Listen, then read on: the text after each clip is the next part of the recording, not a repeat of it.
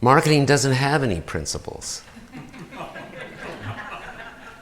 It does have morals, but it doesn't have principles. Okay?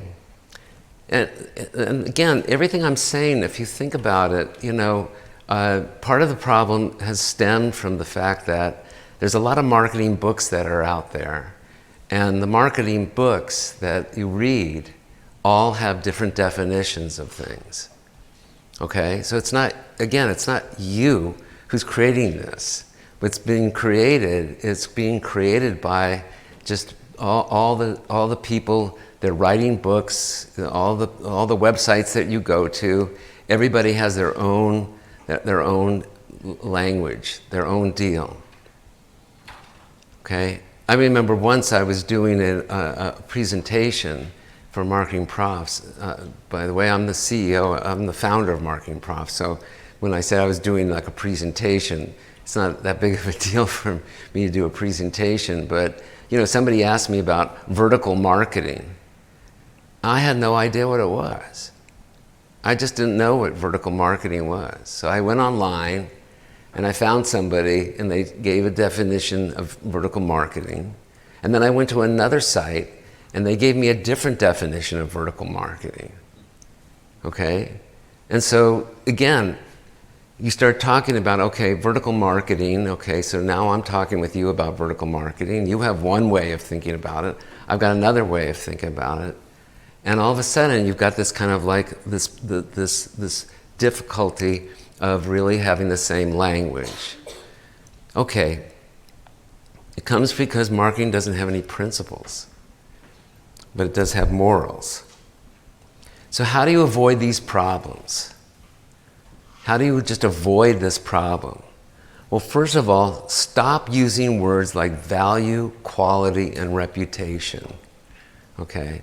Just pick your favorite ambiguous word that have ambiguous meanings for people in your team and in your company.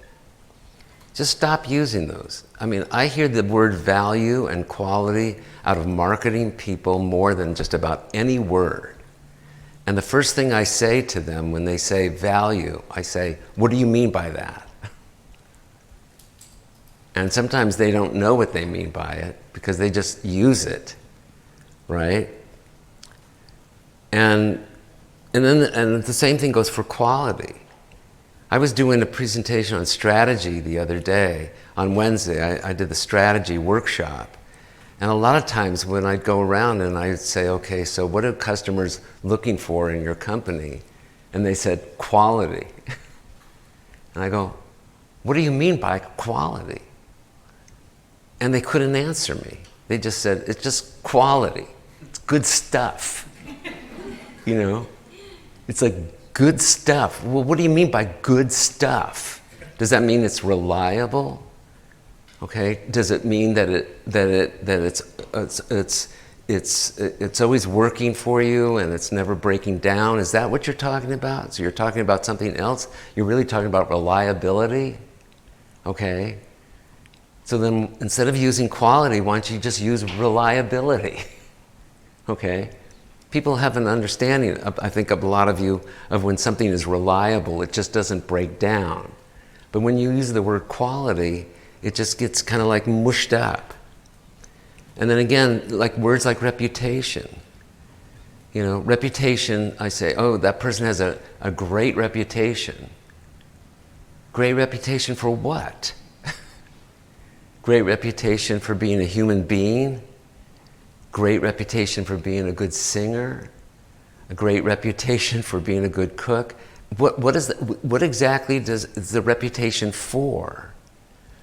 And so when you stop using these words and then you dig down and you say, okay, it's a reputation for what? Quality means what? Value means what? You'll start having less ambiguous ideas that are going on in your team and in your company. And then start using words that are interpreted the same way amongst people on your team. Okay, so how do you do that? Well, how to get started is pretty simple. Gather your marketing team together. List the marketing words that you use every day. okay? Then arrive at agreed upon definitions, okay? And you can get the definitions by going to, like, you know, reasonable sites like the AMA. I know they have this. I know that Marketing Science Institute, they have a dictionary there, et cetera. And you can use, you know, reliable sources like that. And then use the words as agreed upon, okay? And so this is like a way to kind of get started. And there's a reason for this. Why should you care about anything that I've said? Well, first of all, creating a common language introduces efficiency in your marketing meetings. You don't realize this, but, you know, if you think about, like, when I'm talking about one thing and you're listening to another thing, we might all nod our heads, but we're creating friction in the process. And so you want to eliminate as much friction as possible. And the way you can do that is by using a common marketing language with agreed upon definitions. And this will introduce efficiency in your meetings. And you also, as I say here, you'll generate coherent marketing strategies that everyone can understand and execute as intended.